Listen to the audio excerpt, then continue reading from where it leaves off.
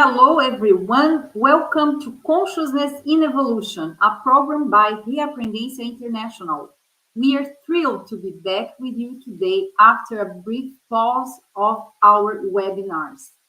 Reaprendência is a conscientiocentric institution dedicated to the integral study of the consciousness, focusing in all the processes related to its re-education and evolution.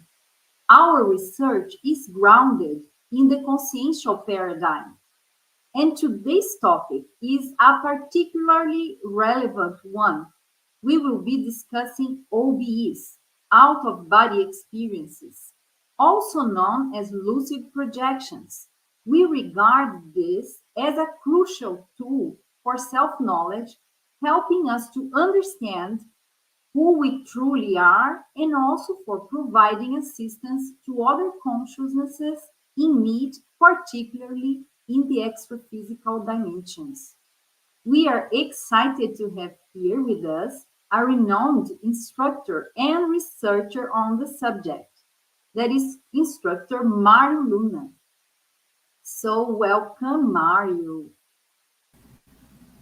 Welcome. It's great to have you here. Thank you, Eliane, for having me today to talk about this topic, which has been very relevant in my research. And I'm also preparing a book about it. So I think that we have lots of things to talk about today, Eliane. Very good. So without any further ado, let's get started. So be our guest, Mário. I will share the slides. Here we are. Right. Thank you. So here we go. Okay, so let's get started, right?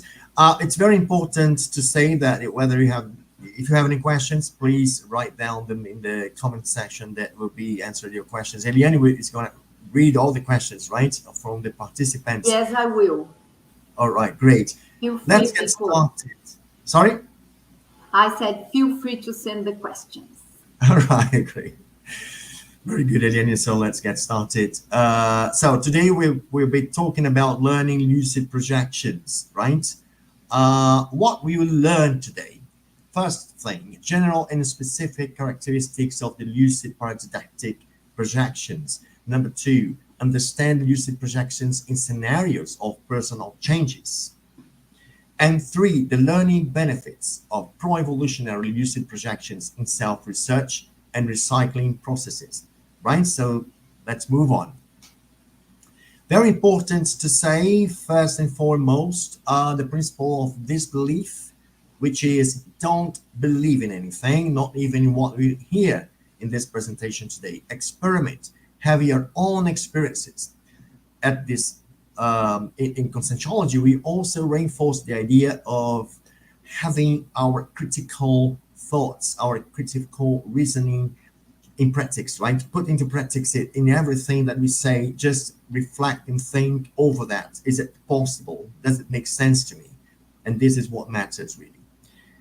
Let's move on to the next slide. What is my relationship with the topic? So this is the first thing that I'd like to talk about, because it's very important for us to build up a relationship with the topic of our researches, right? Especially when we have experiences with this. So I would say that, I had actually lots of projective experiences in the past, for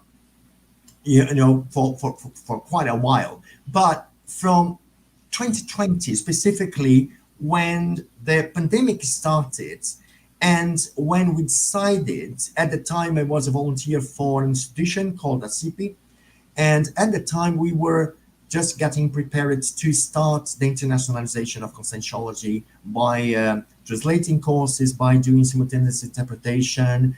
We were with translations of the entry course at the time, and also preparing all the kinds of activities in English. So I think that it was an important step forward at that time. Possibly, it has a reason for all these projections to start, and I'm going to say why this. Why, when you have a step forward in your path, evolutionary path, on your praxis, right, existential program, why you may experience some of these projections, the paradidactic projections. So back there in 2020, so I started to, I realized actually that this kind of projections were really increasing.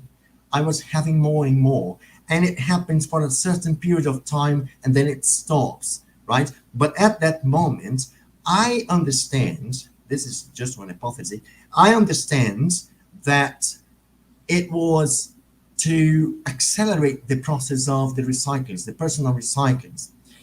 But then I started to be really interested in this kind of thing. And after this presentation, I hope that you get the point of why it was so important and why this kind of experience is so important for our recycling process, for our personal changes, right? Okay, anytime you can ask questions, right, people? So just write them down in the comment section that will be answered them. Let's go for the next slide. So I put here a definition of what is a lucid paradidactic projection. This is a kind of projection that is very specific, right? So it's a projective phenomenon in which the consciousness consciously projects itself outside the physical body, as any other kind of projection, with the difference that in this kind of projection, there is an educational or instructional purpose, right? Involving learning of a parapedagogical nature. You just don't leave your body and wander off, in the extra physical environment. There is a purpose for that, right? The term paradidactic refers to teaching and learning that occur beyond conventional methods of education, especially outside of the physical reality, involving para-knowledge that goes beyond the knowledge that we know here in the physical environment, and learnings that are not accessible solely through the physical body, right? So moving on. What kind of lucid projections are these? Lucid paradidactic projections may involve, right? Because you may have one kind of paradidactic projections or other kind of paradidactic projections. We have some sorts of projections that involve this extra physical learning, right? The first one is when you participate in extra physical classes. For example, you are in a very critical or in a very important moment of your existential program, then you need to just revisit some concepts and some ideas that you had in your intensive course. Most possibly, that could be an opportunity for you to go back to the intensive course and have one class there, or having a meeting in a multidimensional environment with the aim of learning directly from more experienced consciousnesses, right? So you may have this return to the intensive course and have the learnings and have the teaching that you need to enhance your performance here in the interphysical environment, interphysical dimension, right? The second one can be receiving evolutionary guidance or peer instructions on specific topics related to your self-research or existential recyclings, often connected to evolutionary needs, right? It may occur as well. 3, expanding your understanding of multidimensional realities and advanced topics in conscientiology, which may not be accessible or understood solely in ordinary physical waking consciousness, right? So you need to have this experience with the helpers for them to clarify some points, some items, and other kind of learnings that you might need in a specific moment of your life. And the number 4, the fourth kind can be experiencing events in which your weak traits are highlighted so that you become aware of them in practical context of life, right?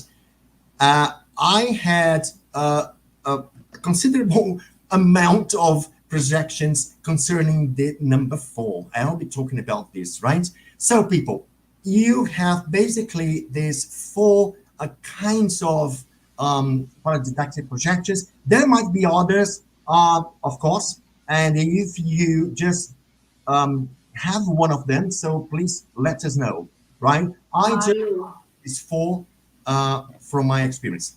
Go ahead. I have some question. Oh, great. So it's we are talking about, for example, four situations. For example, I saw myself going to classes, to extra physical classes in an extra physical university, for example, and I'm learning something, so I'm having paradidactic projections.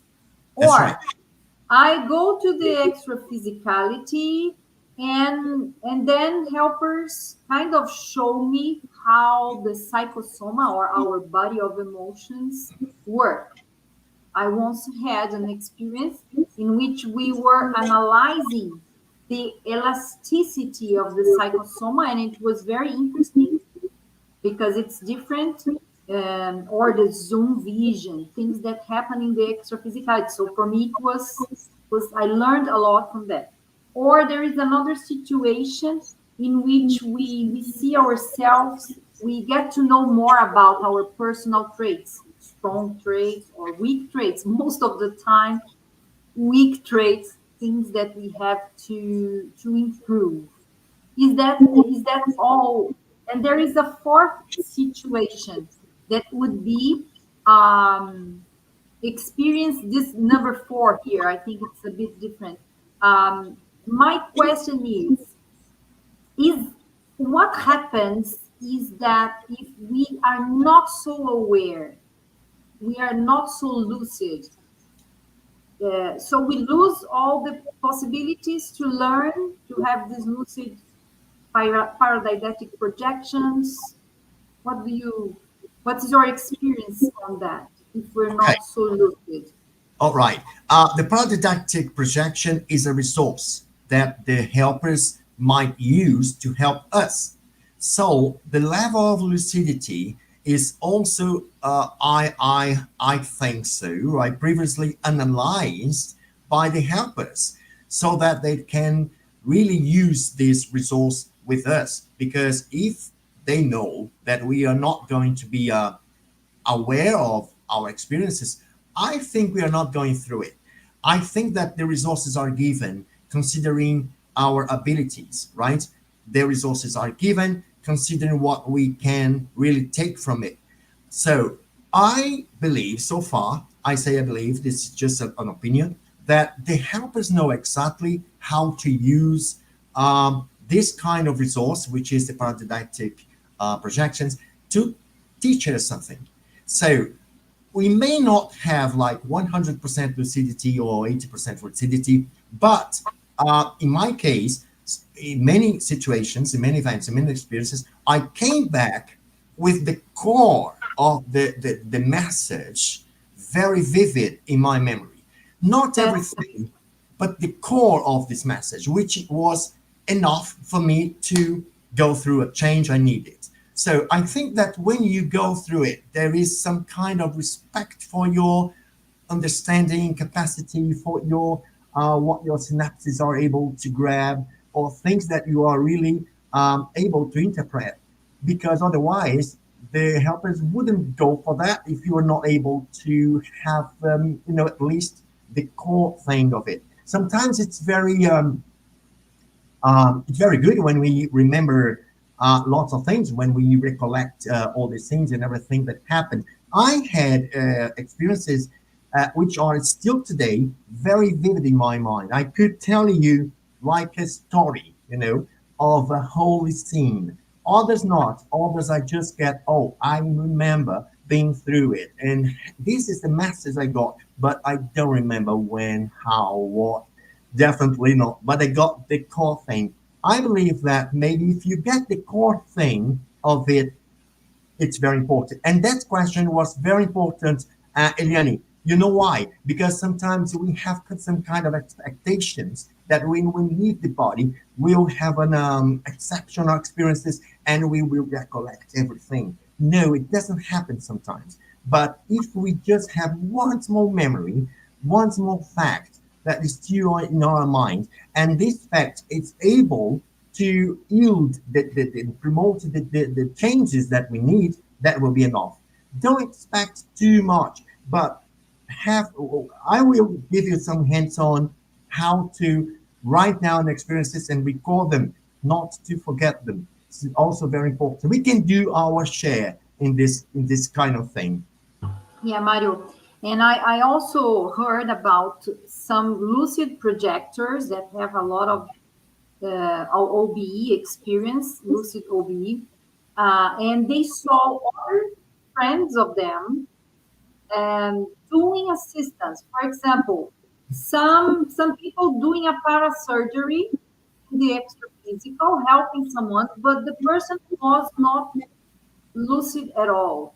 The person who was performing the parasurgery was not lucid at all, was not involved with the studies, but it was, for example, she was an orthopedist, but she was doing a parasurgery on something else, you I know. see. And so, what I think what happens is that helpers do the best they can. If Sure. we are lucid, good for us. Lucky for us. But if Yeah, we are not so lucid, we can help in other ways. If we have that good intention, so they do their best to take the most out of us, our personalities, when we definitely. want to assist. They know exactly what they can have from us. I Of absolutely. course, there is the free will. There is the free will. I think people who are more open to assist others, they are more open to have these experiences. Yeah, couldn't agree more. Right, so let's go to the next slide. Let's do that. Okay, one famous paradidactic experience or paradidactic projections in the near-death experiences. This is a very famous worldwide. You know, in United States, there's plenty of documentaries talking about near-death experience. This is an involuntary enforced power phenomenon triggered by illnesses, accidents, or physical trauma experienced by consciousness, whether male or female, and characterized by the lucid projection of the consciousness into the extra-physical dimension. This is, in my opinion, right? In my opinion, this is a very dramatic experience. I think it was like a last resource for someone to get aware of the evolutionary localization or of what they should do in this life so that they can change and not be, totally off the essential thing that they should do in this life. So there is this intervention, extra-physical interventions by the helpers to put the person back on track of their evolution. So this is one, in my opinion, one of the last resources of the helpers for the person to change. And in all experiences of near-death experience, there is a really, really significant change in the person's personality and the person's evolutionary path. So most of them are involved in writing their experiences or giving lectures about it or be more aware of this multidimensional context in which we are in, right? So it's a very important, also a very important didactic resource from the helpers. Another one is this vexatious lucid projection. What is this? It is the following thing. This is another thing that usually happens when we are not, doing the best we can, right? Let's put things this way. Not doing the best we can. The vexations or shameful lucid projection is one that, sponsored by helpers, a consciousness confines this own human life, experiences by seeing with its own para eyes or experiences for itself the compassion of direct assistance to legions of desperate consciousness. It means, for example, I am not grateful for the things I have. I can may disregard the essential things for me, or I cannot give the special attention to those I should give the special attention, or I complain a lot. I'm someone who complains a lot, but there is something important about my life. I should be doing something important. I should be doing something important. My praxis or my existential program involves important achievements or important challenges that I have to fulfill. So if my personal history in this intraphysical life is important, or I'm supposed to do things important, the helpers are expecting me to change. So what will happen? The helpers will take me to a baratospheric scenario in which people are there in suffering and in a situation that is a lot worse than my situation. That by seeing that, by witnessing that condition from those consciousness, I then realized that I should not complain anymore. I should be more grateful for my life. I should value the things I have, and it causes a big change in a person's life, right? This is something that's called the vexatious. All right, this is definition by Professor Valdo in the 200 Theories of Conscientiology. Let's go to the next one. So, what might we experience, or why might we experience these lucid participative projections? Why? That's a good question, right? Why? The answer is because by using our willpower, Eliane just mentioned that some minutes before. By using our willpower, we stand strong to work with helpers on assistential tasks. Did you get the point here? Right? By using through our willpower, we stand strong to work with helpers on assistential tasks. So this is I want. This is through my will. I want to work with the helpers and improve the quality of my assistance.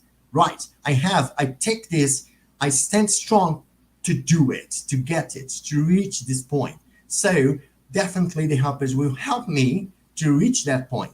Little by little, that's right. But we are moving forward, little by little, having these experiences and dealing with my weak traits and gaining my some of the traits I need, which are absent traits that I don't have anymore, but I can acquire through these experiences, right? So this is the reason why. How do they happen? How does these experiences happen? The projections happen in a class-like manner, right? In a specific location. It might be in a classroom or even in the baratosphere. It might be in any other location where I should learn something through practical experiences, being guided and assisted by a helper. We always have a helper with us because this is the kind of experience that is promoted, is fostered by helpers, right? Or an extra physical class, let's put things this way. So if I need, for example, to overcome a weak trait of mine, for example, my low resistance, let's put things this way, my low resistance to criticisms, right? I am someone who don't put up with criticisms, right? So I may go to context, I may be put in a context in which people, extra-physically speaking, will start criticizing me. And I will be practicing this kind of understanding, right? Comprehension of the point. Of course, in the beginning, we will not be good at it. We will have some failures, right, in dealing with this kind of situation. But little by little, when we are living these same experiences in same kind of context, then we start to realize, I'm going to do different. I'm going to do differently today. So, and then you start changing your behavior.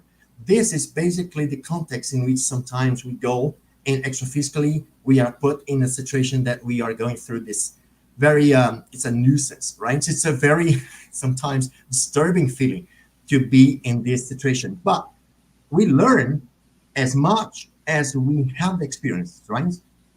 Eliane. Mario, This reminds me that we are being re-educated through consciential projections, Yes. and that's why it is said that projectology, that is the science that studies the conscious projection, is the practical part of conscientiology, that is the study of the consciousness, Yes. because we can see our reality, who we really are, as you mentioned. It's amazing. So It it's is. worth. And one thing that we have to bear in mind and never forget that we are multidimensional consciousnesses, right? And when we study ourselves, we have to study intraphysically and extraphysically as well, right? Our manifestations. We have Luisa Hickey from Rio with us today, right? Yes, very good. Thank you, Luis Enrique. Very Thanks nice. for participating. That's okay. Oh, yeah, but as you said, right? The projections actually is an evidence that we are multidimensional consciousnesses, that we are manifesting in many dimensions, in this intraphysical dimension, but also in spiritual or extraphysical dimensions, right? Okay, so the other question, which is very important to ask, is at what point in life do these projective projections happen? At what point in life, when the consciousness takes a stance to improve its existence and wants to recycle the weak traits that are priority at the given stage of its life, right? When we take a stance to do something, when we position ourselves to do something, for example, we say, I want to change. I want to change. I want to overcome these weak traits. That's my decision. And then the helpers will help me because I have made my decision, right? I'm taking stance to improve myself. I have a story which is very interesting. And one day I had just come back from a projection that was, I would say, like a kind of vexatious projection, but I was a bit down for having seen that. I was not feeling very well. And I told myself, and I was thinking to myself, and then I asked the helper, I say, is it really necessary to show me this kind of thing? Is it really necessary? That was the question, right?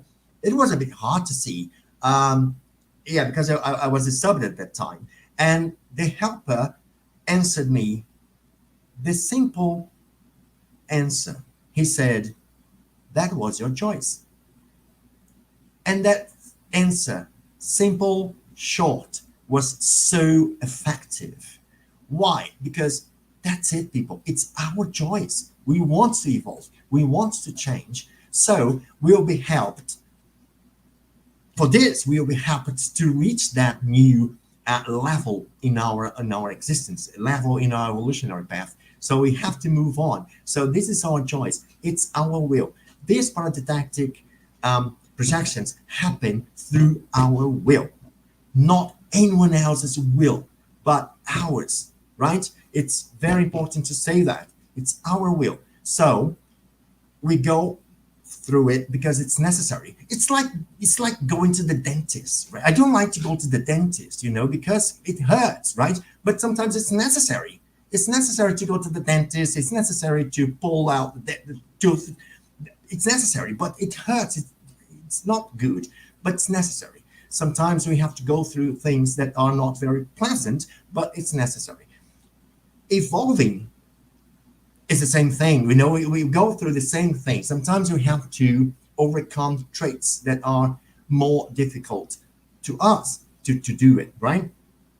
To overcome them. But we would do our effort to overcome. We will do our effort to change, to be a better person, to be more balanced, to be more emotionally stable, right? So we have to do it for our personal changes. Okay, let's go to the next. Here we go for the optimizers of lucid paradidactic projection. As I said, you need to want to go through it. You need to take a stance to do it, to have this kind of experiences, right? But let's see this list of things that we might bear in mind, and if we really want to position ourselves for this. Mental clarity and focus on traits to be recycled. Are you aware of what you want to recycle? What is your priority in terms of recyclings? What is most necessary for you at this exact moment of your life? Intentionality and purpose in seeking parapedagogical guidance for some more meaningful experiences. Your intention, right, and purpose. It must be clear, or it has to be clear in your mind where you want to go, what you want to reach, okay? Because more ethical conduct, it's one of the prerequisites for you to have a team of helpers with you. Energetic balance, right, also involves this kind of situations, right? Achieved through energy work such as the vibrational state can optimize projections.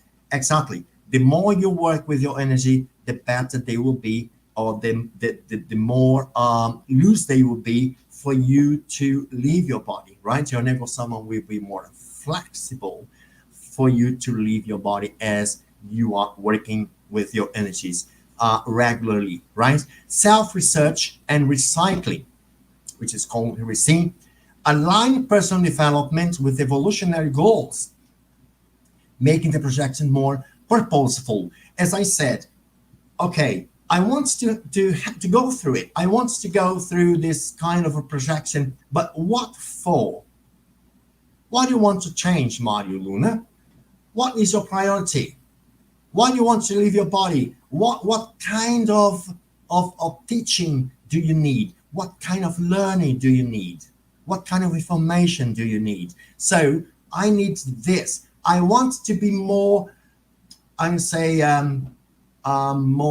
less reactive. I want to be less reactive. I want to be someone, who actually use more the mental soma than the psychosoma. I want to get more balance with this, to balance my emotions. Okay, I have this in mind. Then I'll go for that. But it's important for us to have something in mind. You can split your weak traits in some of them. You go one after the other in an order of priority in your life. It's one of the techniques I use, and I suggest them. All right. So, Mario, this is a question from the program. So you were exactly talking about techniques. So this is what would be your favorite technique that really goes well for you, that worked for you to go out of the body? I particularly like mental target. The mental target. We have two kinds of mental target, I would say.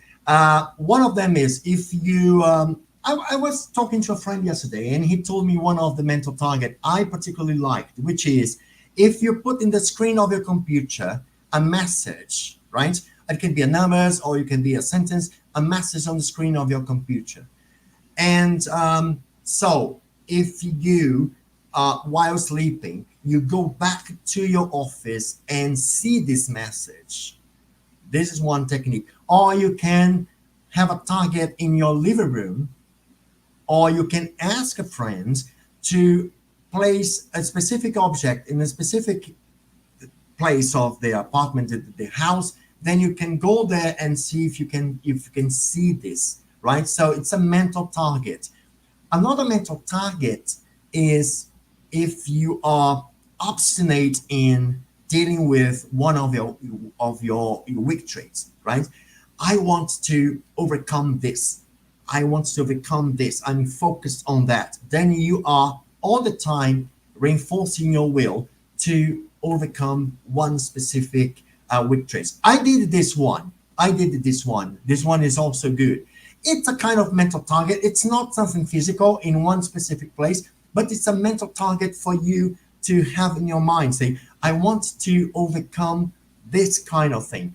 Okay, you have a series of experiences that will help you to overcome. Of course, it's not 100% successful. It might not be 100% successful, but you will definitely be focused on resolve one specific thing, and then you go for the other.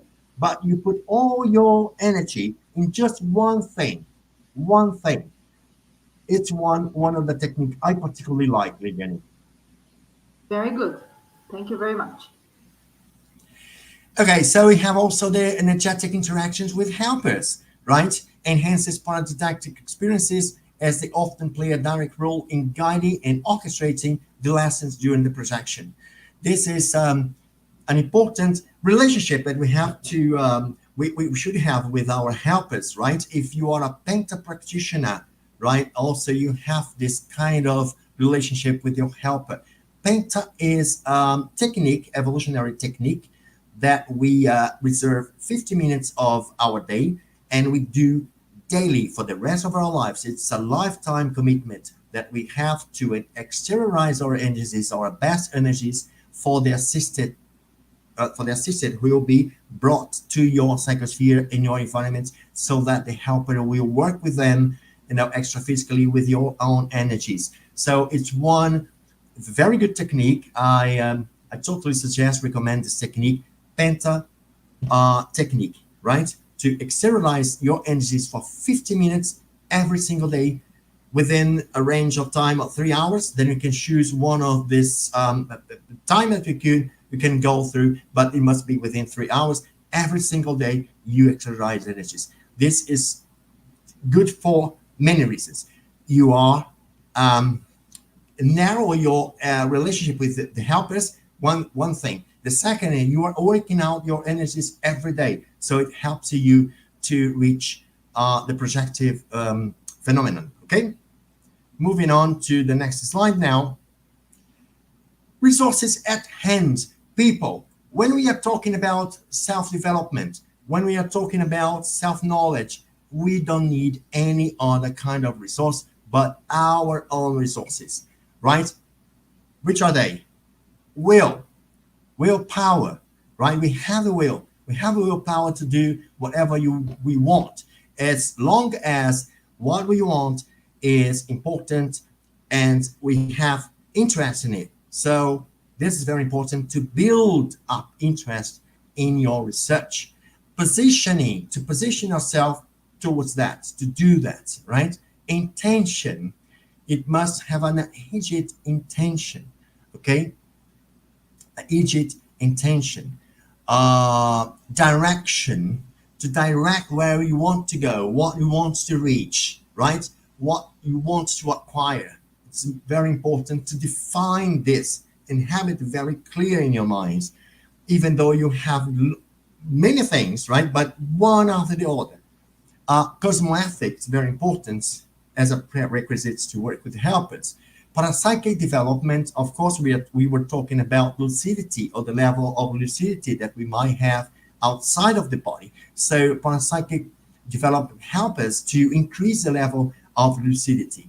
Investment in self-knowledge. We invest in so many things in this intraphysical life. Why not in self-knowledge? Why not in knowing, going deeply into our intraphysicality, intraconscientiality, right? And knowing more about who we are, right? First thing, who we are. Energetic work, another thing, another kind of practice that we have to adopt, to put in our everyday life, to use this energetic work as a routine, right? Not as something to make me feel relieved when I'm not feeling well, but also when we are feeling well, but also we just go in and work with energies. There is a technique in Conscientiology which is very, very nice for you to lose your negosoma and be more prone to have extra physical experiences, is the vibrational state, right? Vibrational state. Then we can mobilize your energies, concentrate energies at the top of your head, go with this throughout your body until your feet and back up to your head. Then you are, with this movement, slowly speeding them up until you trigger the vibrational state. So it's also another technique that is very, very good.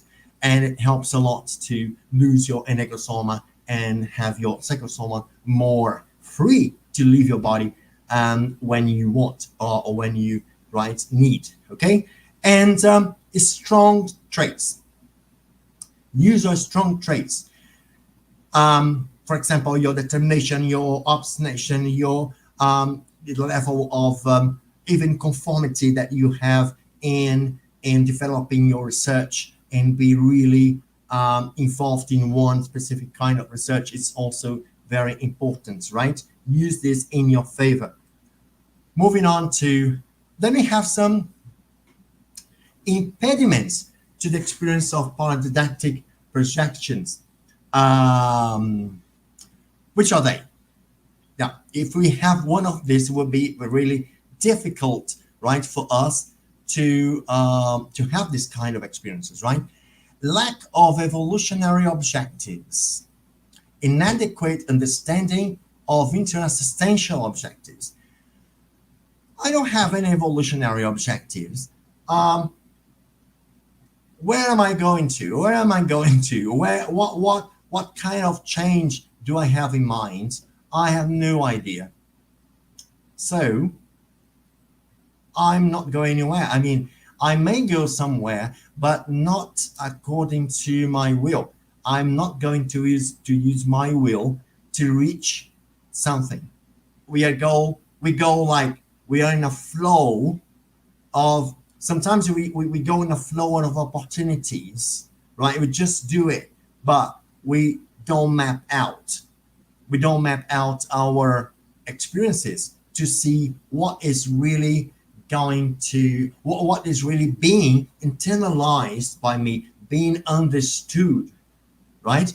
So I always say to someone when they are, when someone comes up to me and say, I'm doing this course, then I ask you, what for? What are you doing this course for? What is your intention with this course? Because sometimes you go, this is good for me. But actually, we do the course and we forget the content of the course like in a 2-week time. So what is it for? So we have to map out everything that we need. We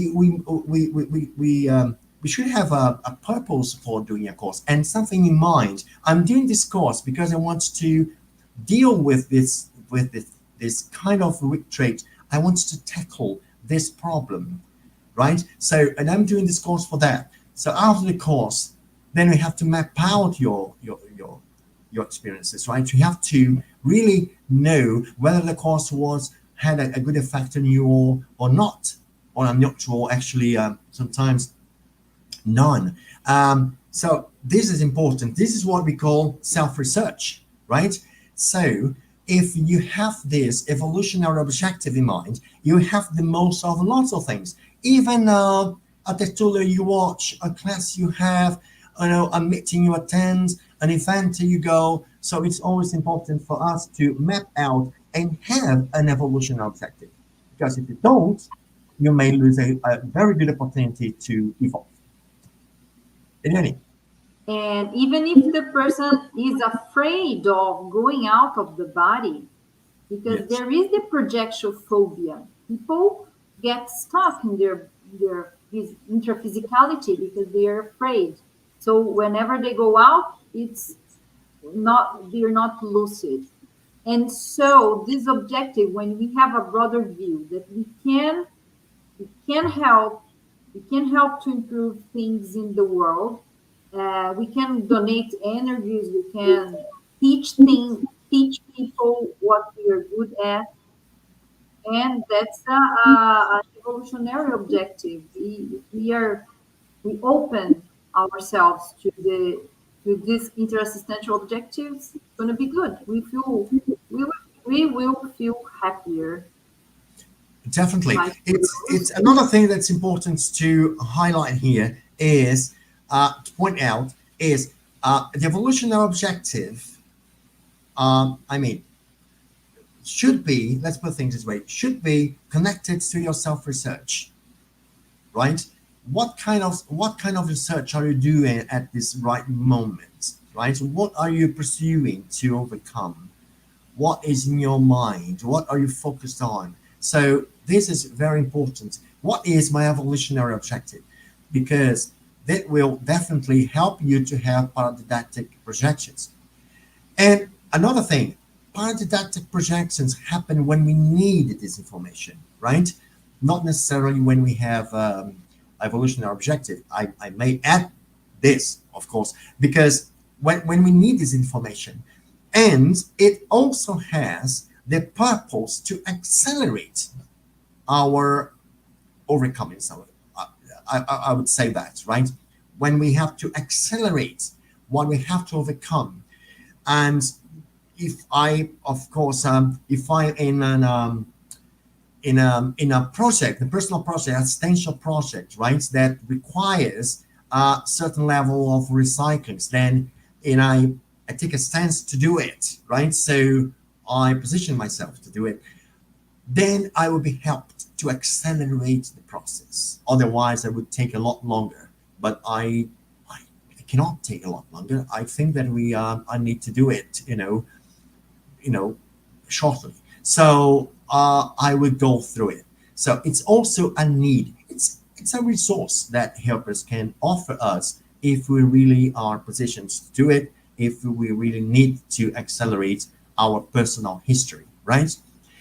Emotional barriers, as Eliane said, sometimes anxiety, too much expectation on the results of the experiences, right? Fear or insecurity about one's ability or the emotional reactions can block successful projections. Definitely. Fear, forget about it. If you have fear, you are not going to have it because fear is kind of obstacle, a serious obstacle, because the helpers are not going to take you outside of your body and teach you anything if you are fear it, if you are afraid, if you are scary of it. They are not going to do it. It would be anti-cosmoethical.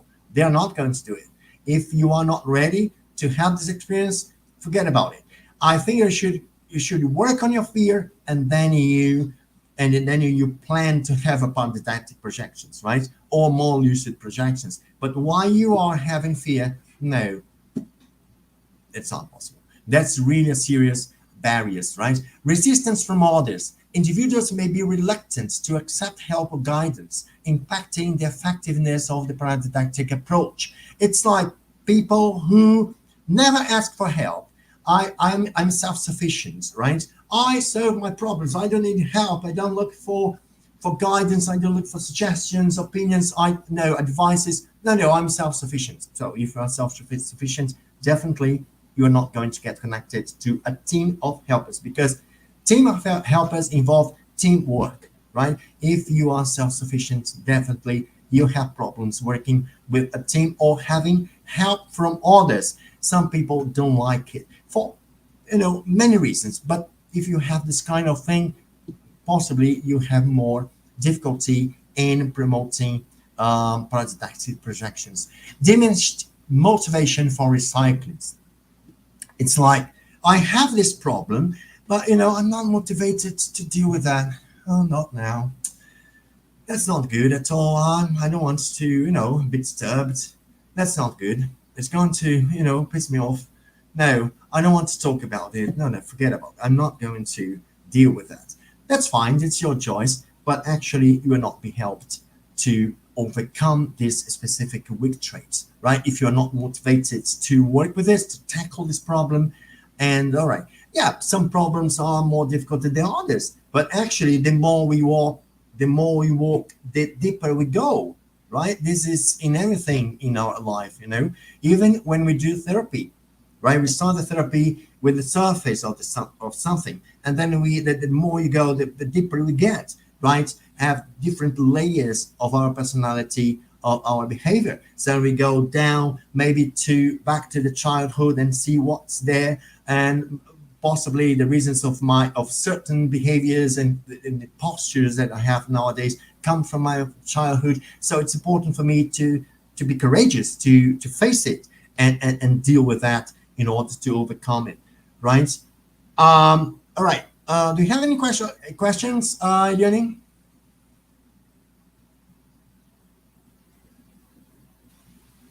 No, not at the moment, Mario. But I have a question. I have Good. a question that I was thinking about. That is, which chakras can, if we activate, um, a specific chakra can help us to go out of the body. For example, does the nuchal chakra has any impact if we work on exteriorizing and pulsating the nuchal chakra? Would it help? The nuchal chakra is more related to the connections that we have, right? Extra-physical connections. They are usually attached to nuchal chakra. This is a communication, energetic communication chakra. I particularly feel in me frontal chakra and coronal chakra acting more actively, right? But we have our chakras with their specific functions, right? For example, laryngeal chakra is important for the clairaudience as well, for the our communication, extra physically speaking, right?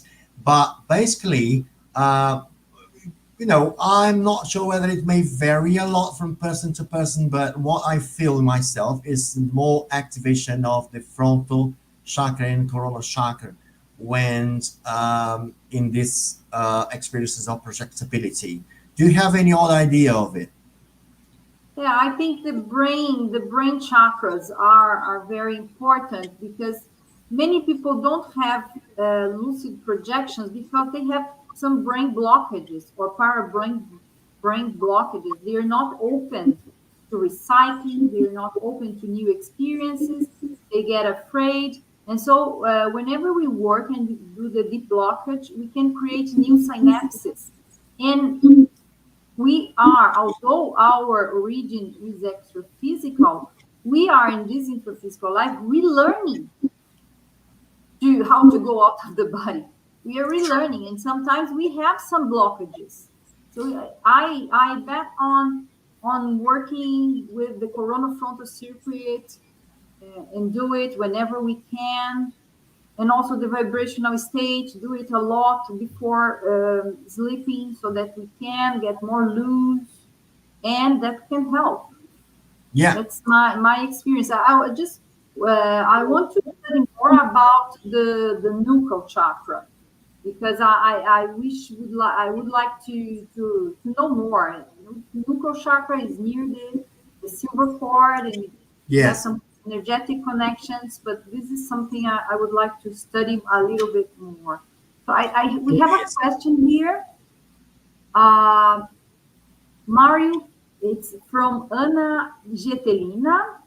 Thanks, Anna, for the question. Mario, can you name us your personal strong trait that most impulsed you to develop lucid projectability? Definitely, I would say obstination. Obstination. How much do you want something? This is something that we have to bear in mind. When we have an objective, how much do you want to reach that objective? How much you want to acquire something?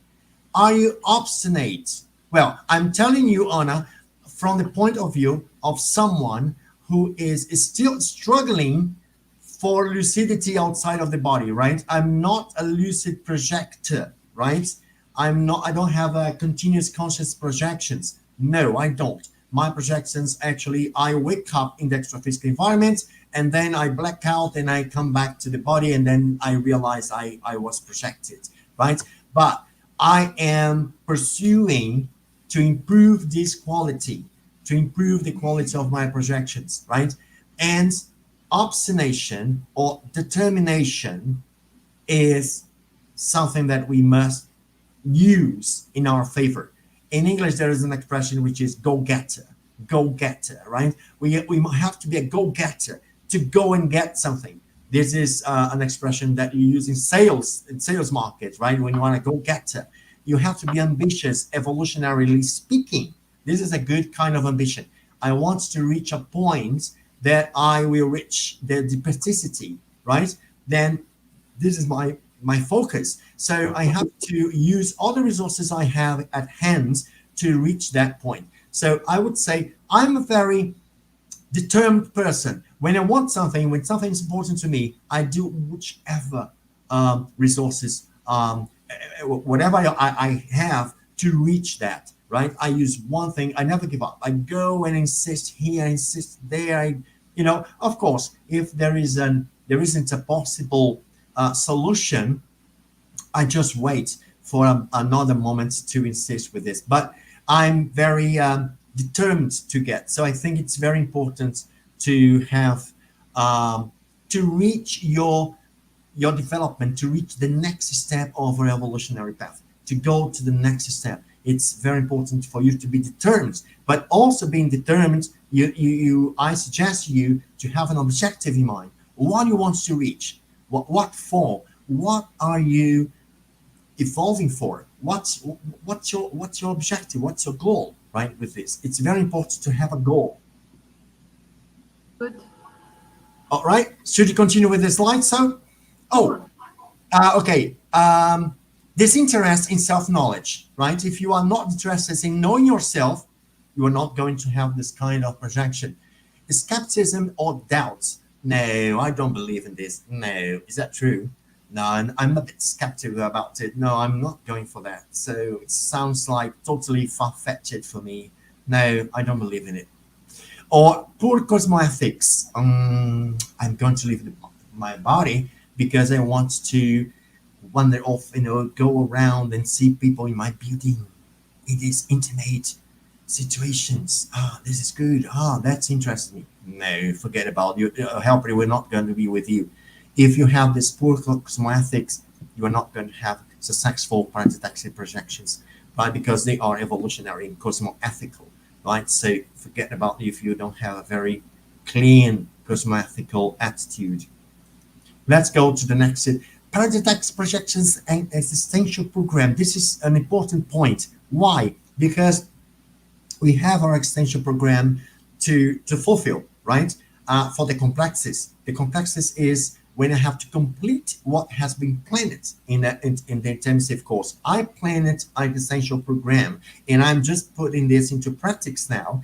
And hopefully, I will be a completist, which is someone who will complete the whole plan, or I will do everything that has been planned for me. So it's very important because this existential program must be put into effect, right? So I will have the help I need to first accelerate the execution of my practice, right? Or the resumption of practice when I get into the practice again after a deviation.